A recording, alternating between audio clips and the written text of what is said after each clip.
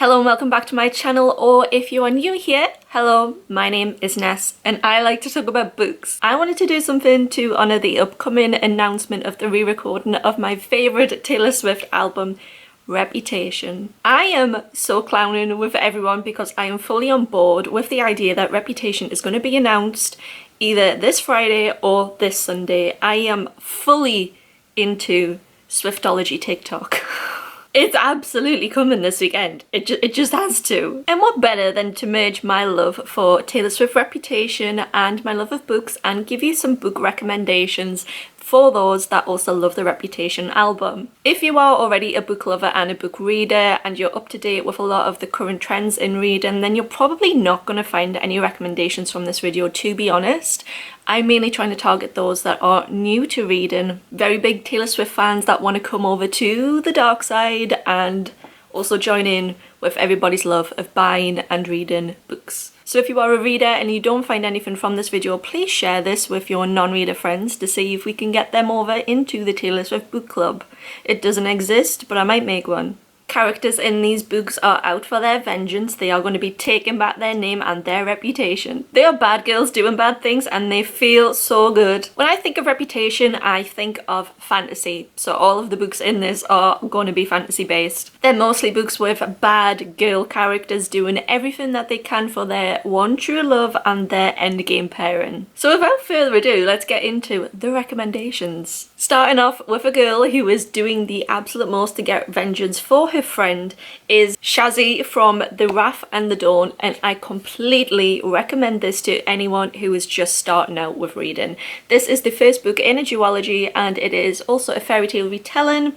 It is taking its inspiration from Arabian Nights. Shazi is absolutely devastated by the murder of her friend by the caliph of their fantasy-inspired world. Every night the caliph takes a new bride and his new bride never survives the morning. And trying to enact the ultimate revenge, Shazi decides that she is going to kill him with her bare hands and volunteers herself to become one of his brides, but she needs to keep herself long enough to enact her plan. This is a book of rebellion, forbidden love, political turmoil, war. It's absolutely full of twists and turns that I didn't see coming. But at the heart of it is this girl that is absolutely ruthless. It was a 5-star read for me last year and I think I'm going to reread it early next year so I can move on to book 2, which I've been putting off for the longest time. The next book is also a fantastic place to start if you are new to fantasy, and that is the young adult series around The Three Dark Crowns by Kendall Blake. I think there is 4 books in this series. I've read 3 of them and oh my god, the action in this is unbelievable. This book and all of the books in this series are 5-star reads for me as well.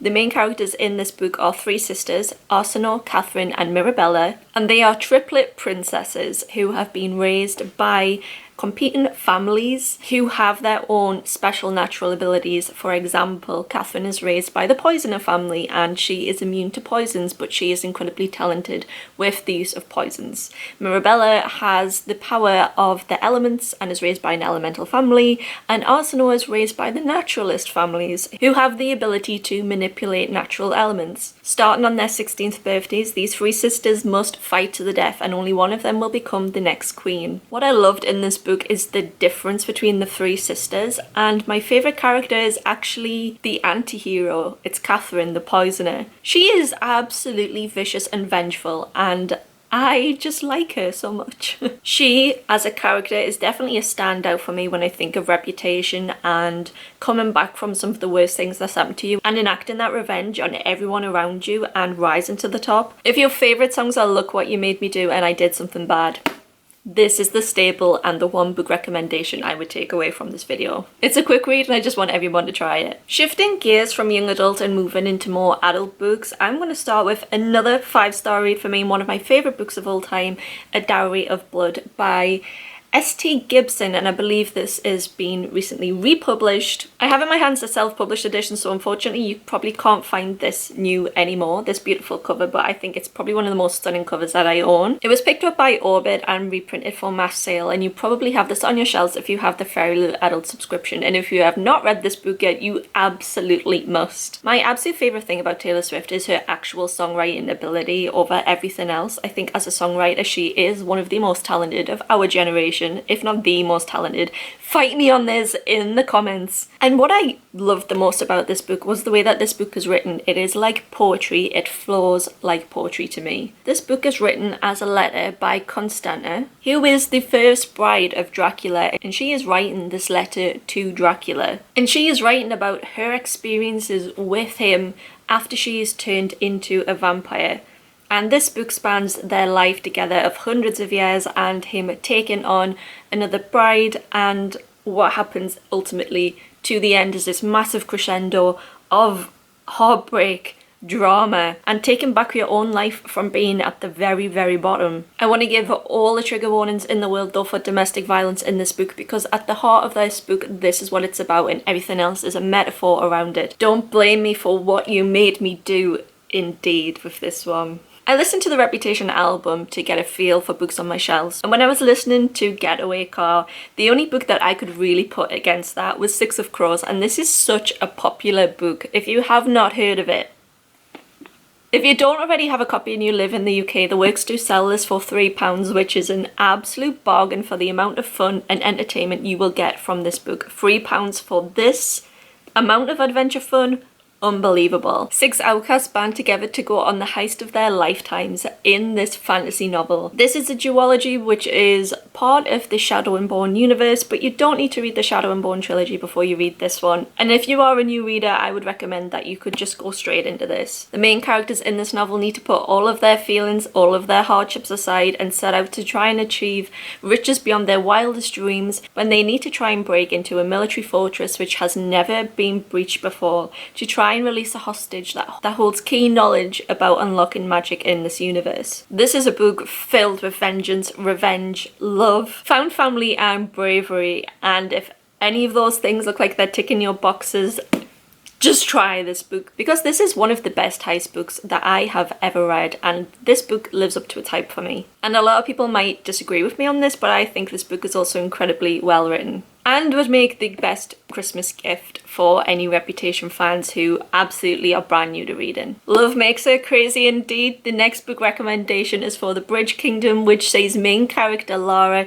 who is a princess trained from being a child to become a lethal spy for her father, who is the king of a wealthy kingdom in the south, separated from his trading kingdoms in the north by a massive bridge kingdom that runs in between their lands. And her father thinks that he's going to get trade much easier and much cheaper if he is able to dismantle the kingdom in between the ones that he trades with. The reason that I love this book is because I do love a political fantasy, but don't let the political fantasy element turn you off, because at the end of the day, Lara is a girl who is doing bad things and she has no regrets for them. She is going to protect her man and her kingdom at all costs. And damn does she make you feel good for it. This is an adult book. It does have steamy scenes in it. So if you're on this video looking for a recommendation for a steamy book, this is a duology which has a further spin-off series around the universe and the characters of this book. But honestly, if you start reading this, you're gonna be hooked. Another 5-star read. I did not expect the world building and the political side of this book to be as good as it was. I went into this looking for a light, steamy romance, and I definitely got that, but I got so much more, which I was not expecting. Because to look at it, this book seems really short, but it packs so much into this. Next is the first book in a young adult series, and continuing on with my 5-star recommendations, another one of my favourite books of all time, and that is An Ember in the Ashes. This is the first book in a series of 4, I think. This is the original cover. This has been out for nearly a decade now, so if you're looking for this in the shops, you will not find it in this cover. It will look different. And speaking of end games, the couple in this just, they are so cute. You will root for them to no end. This book is set in a fantasy empire, and at the heart of it, it is a story about rebellion. The main character, Leah, is living among rebels, and she has been asked to spy on the commander of a nearby fortress in exchange for them trying to help her free her brother who has been taken captive. But she meets Elias, who is the Academy's finest soldier and also son of the commander. But Elias is absolutely done with the commander and everything going on around him, and he just wants to leave. Their lives become intertwined with each other, and I have not read the end of this series, but I really hope that they are Endgame. This is another really easy read, and if you know someone who has read and enjoyed the likes of Six of Crows and other more mainstream books and hasn't read this, get this on their Christmas present list. I wanted to have a little sci-fi fantasy option in this video because one of my favourite things about the Reputation album is the Ready For It music video. The production on that is still, it has aged so well in my opinion. I love it. And although I did want to make an honourable mention for Cinder and the Lunar Chronicles series, which really gives off Ready For It vibes in the terms of it being cyberpunky and robotic and futuristic, I also thought about Gideon the Ninth, and I have a bookmark in this because it is one of my current reads. Whereas Cinder is an easy read alternative for this kind of feel, Gideon the Ninth is a really challenging read. This is an adult book with really strong main characters, but I will say this book is really hard to summarise because it's really hard to read. I have no clue what I'm reading half the time I'm actually reading this. But Gideon is a cutthroat character who lives on this planet of reanimated skeletons and necromancers, and she has been asked to accompany a princess-like figure to games that the Emperor has planned for the houses of each of the planets. Honestly, this is absolutely mind-boggling to try and say. I just wish that the book read so much easier because I've heard that this book is absolutely epic and the writing and craft in this book is so good, but it's definitely one that you need to keep putting down and taking breaks from. But what I will say is that Gideon and Harrowhawk seem like such strong characters. I love female characters who are a master with swords, and that's what this is giving me. This book is also an LGBT book, so points for that. This is a bit of a controversial pick amongst the book world, and that is From Blood and Ash by Jennifer L. Armentrout. And this book is all fun, not a lot of substance. If you're looking for books that are really well written, this book is not it. But if you're looking for some fun adventure along the way, even though you're not quite sure what is going on, the universe makes very little sense, and I'm pretty sure it contradicts itself multiple times, then the From Blood and Ash series is one to sink your teeth into. If you are a new reader, you might have heard about this because this was all over TikTok last year. When we're talking about an album of a girl reclaiming what is hers, reclaiming her power and reputation, I couldn't not talk about this. This is an adult fantasy series, but what I will say is I think this book is more steamy vibes than it tries to achieve in making sense of its plot. This book, I wouldn't say, is a good gift for the under 18s in your life. But if you've got a rep friend who's talking about wanting to get into steamy fantasy, then I think this would be a good one for their Christmas list. The main character, Poppy, lives her life as the maiden, and what this means is that she has been picked to ultimately be sacrificed to the gods in later life, and she is bound to never be touched by anyone and to never be seen by anyone, so she walks around in white and in a veil. In the background of all of this is a kingdom that's filled with creatures and vampires, guards, lords and royalty, and she gets a new guard called Hawk, who is not as he seems, and that's where the story goes from there. I'm gonna be honest, every book I've read in this series I've gave 3 stars just because for the length of them I don't think that there is enough plot, and I think it could do with some more editors around this book, but it is my guilty pleasure, I must say that, and I like them. I also at this point want to give an honorary mention for another book which I've read in the past, and that is Cinderella is Dead. This is a Cinderella retake worth a twist with some really strong characters as well. This one is sapphic fiction and would make a perfect gift for the sapphic friends in your life. It's also a standalone book which is a really quick read, so if you are after a standalone, bearing in mind that a lot of these belong to series, Gideon the Ninth is also part of a series, then for a standalone recommendation I would be making a recommendation for Cinderella is Dead. And the final book that I have read that I want to recommend for lovers of the Reputation album is part of a very long but completed series. Completed? I don't know. Actually, I don't know if it's right to say that. And probably the most famous series of anything mentioned on this. So this would really be for those that aren't book readers at all, because really only those that don't read at all or have set foot in a bookshop in the past decade have not heard of this book series. And it's the Throne of Glass series, which starts with the Assassin's Blade. Now I do want to caveat this recommendation with information which I'm going to pin in a comment, which I'm finding really hard to articulate, so I'm hoping that I would be able to do that better in a pinned comment.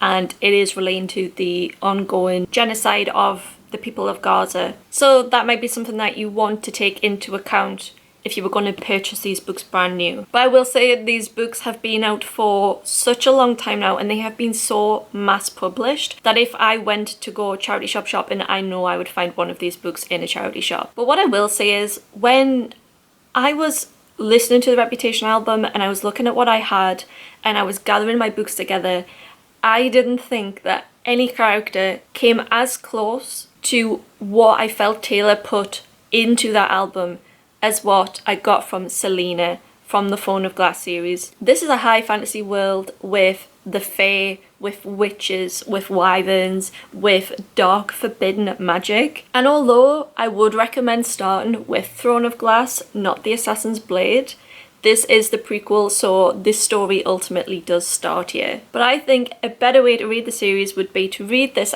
after book 2. This ultimately leads up to the events of Throne of Glass, and where Throne of Glass starts is that Selena, a reputable, famous assassin, is the captive of a salt mine, and she is there as punishment for her role as an assassin and also sort of rebel figure. She is offered the opportunity to leave the salt mines and take part in a fight to the death to become the king's champion. And when she is the king's champion, she would then have to do errands for the king.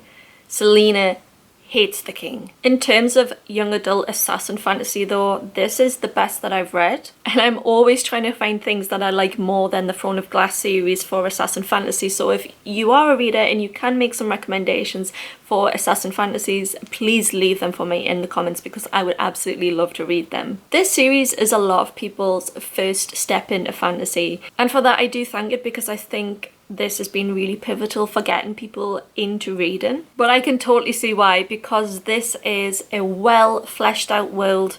The plot takes so many turns. It is a complete series. The love interests in these are so strong, and Selena's journey herself from being stubborn, clumsy but talented assassin to every time she hits rock bottom and picking herself up. She is definitely the definition of one of these characters that will act first and think later, and is very responsive to her own emotions.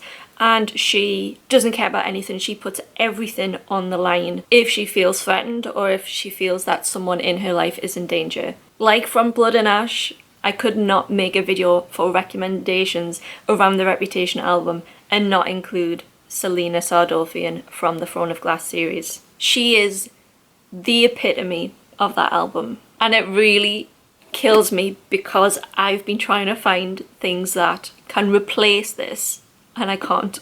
The blood, sweat and tears of the Reputation album run through this series. And just to round this out, I do want to give some special shout outs to books that are on my TBR, which I don't own yet, which also seem to give off big Reputation vibes.